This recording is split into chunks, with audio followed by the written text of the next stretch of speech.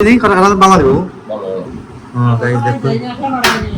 কাঁঠাল মার ফোনে কথা বলতেছেন, মামা কল দিয়েছে ক্যানাডা থেকে, মামার সাথে কথা বলতেছেন। আর আজকে আপনারা স্বাক্ষরকে দেখেন নাই, স্বাক্ষর কিন্তু ভুজন চূড়া, এটা কিন্তু লাগেই, মাস্ট খেতে বসলে। মন সম্পর্কে জানি না, আগেও বলেছিলাম আপনাদেরকে।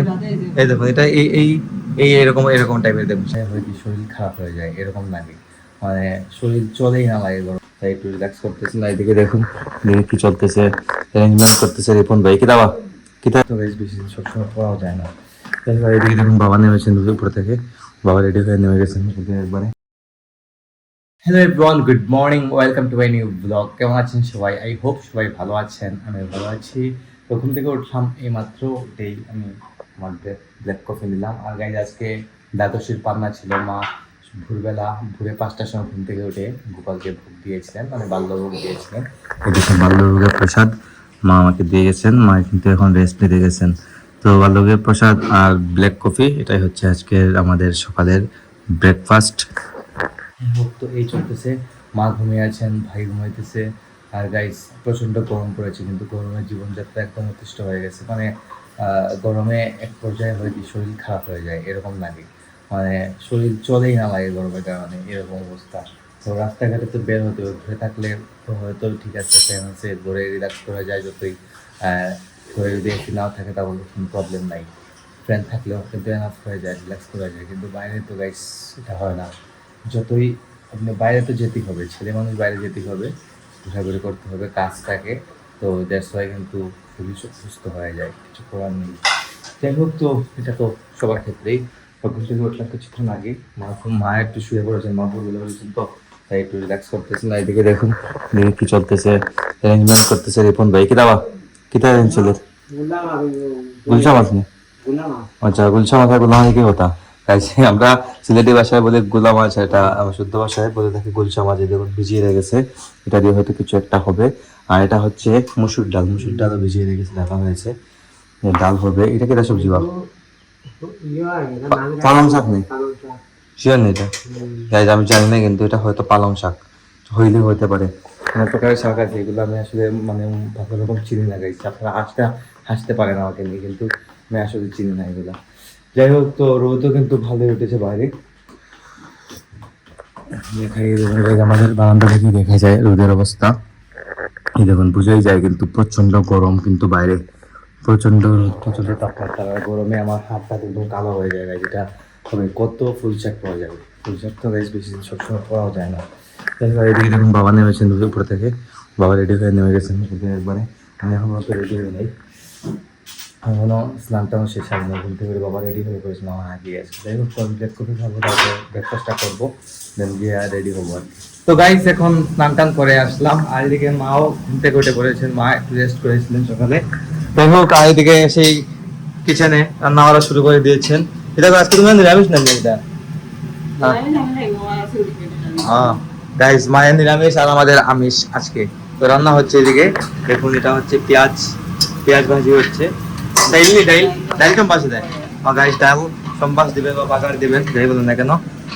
মা রান্না বান্নার কাজটা শুরু করে দিয়েছেন, আজকে কোনো তো আছেই। এটা আচ্ছা, এটা পালং শাক নি কোনি? কিতা শাক? ও আচ্ছা গাইস, এটা ঢেকি শাক বলতেছেন। তো আমি আসলে শাক সম্পর্কে জানি না, আগেও বলেছিলাম আপনাদেরকে। এই দেখুন, এটা এই এই এই এরকম এরকম টাইপের দেখুন শাকটা।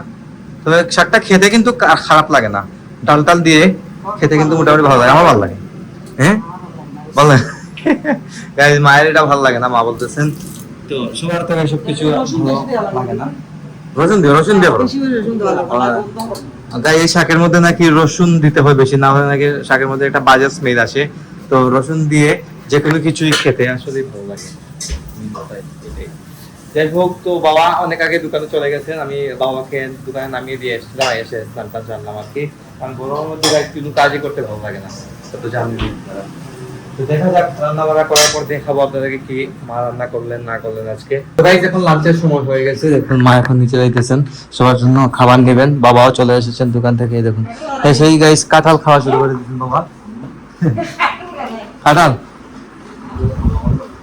গাইস, কাঁঠাল দিদি কাঁঠাল বাবা দেবো। গাইস দেখুন কাঁঠাল খুলতেছেন বাবা, কাঁঠাল খুলে খাইতেছেন। তো কাঁঠালটা ভালো আছে, কয়েকটা খুললে আমি বলি নাকি না? গাইস কাঁঠালটা নাকি মিষ্টি আছে। সাক্কর ভাঙা খাইছে না? গাইস সাক্কর দেখুন সকালে ভালো লোকটা খায় নাই। সেবা তো লইল না এটা কেটে আনছো আজকে? গাইস দেখুন প্রতিদিনের ন্যায় আজকেও ওইদিকে চুলা ধোয়া চলতেছে। দেখুন ভাই বাসন ধুইতেছে যেগুলো আজকে ইউজ হয়েছে রান্নার সময়, সেগুলো ধোয়া চলতেছে। আর আজকে রান্না হয়েছে লাইটটা জ্বালাই, লাইটটা মনে না জ্বালালেও চলে আমাদের ঘরে, কারণ বাইরে থেকে অনেক আলো আসে। কিন্তু এই দেখুন গুলশা মাছের তরকারি রান্না হয়েছে আজকে। তারপর এটা হচ্ছে শাক রান্না হয়েছে। ঠিক আছে, দেখি শাক গাইস, এই শাকের নামগুলো গাইস আমি আসলে ভুলে যাই। আর এদিকে ডালটা গাইস আমাদের কম্পালসারি ডেইলি রান্না হয় সবসময় রান্না। তো 2-3টা আইটেমই প্রতিদিন থাকে আমাদের ঘরে। খাওয়া দাওয়া করবো, অনেকটা লেগে গেছে অলরেডি। আর শাক করে গেছে গাইস বাইরে, কোনো কাজে গেছে বাইরে। লেবু খাবেন গাইস? লেবু কিন্তু ভুজন চূড়া, এটা কিন্তু লাগেই মাস্ট। খেতে বসলে মনে হয় যে লেবু কাটা হয়নি বা লেবু নিয়ে আসা হয় নাই। অনেকদিন তো আছে যে খাওয়া দাওয়া শেষ কিন্তু লেবু কাটাটার কথা ভুলেই গেছে সবাই। ভুজন চূড়া লেবুর নাম। লেবুর আরেক নাম হচ্ছে ভুজন চূড়া। এদিকে বাবা বসে গেছেন, আমি বসে করতেছি এখন। তো গাইস গুড ইভিনিং, মানে এখন সন্ধ্যা হতে চলেছে। দেখুন সন্ধ্যার আগের ওয়েদারটা খুবই ভালো লাগে। কিন্তু দেখুন মামার ফোনে কথা বলতেছেন, মামা কল দিয়েছে কানাডা থেকে, মামার সাথে কথা বলতেছেন। আর আজকে আপনারা স্বাক্ষরকে দেখেন নাই, স্বাক্ষর সারাদিনই আজ বাইরে বাইরে। আর যখনই আমি ক্যামেরা অন করি তখন ও ঘরে থাকে না, আর যখন আমি একটু রেস্টে থাকি তখনই ও বাসায় আসে। তো আমি একটু সময় ঘুমিয়ে পড়েছিলাম গাইস। প্রতিদিন বিকালে একটু সময় না ঘুমাই তাহলে কিন্তু মাথাটাতে কিছু কাজ করে না, জানেন তো, অনেক পেশা নিতেই হয়।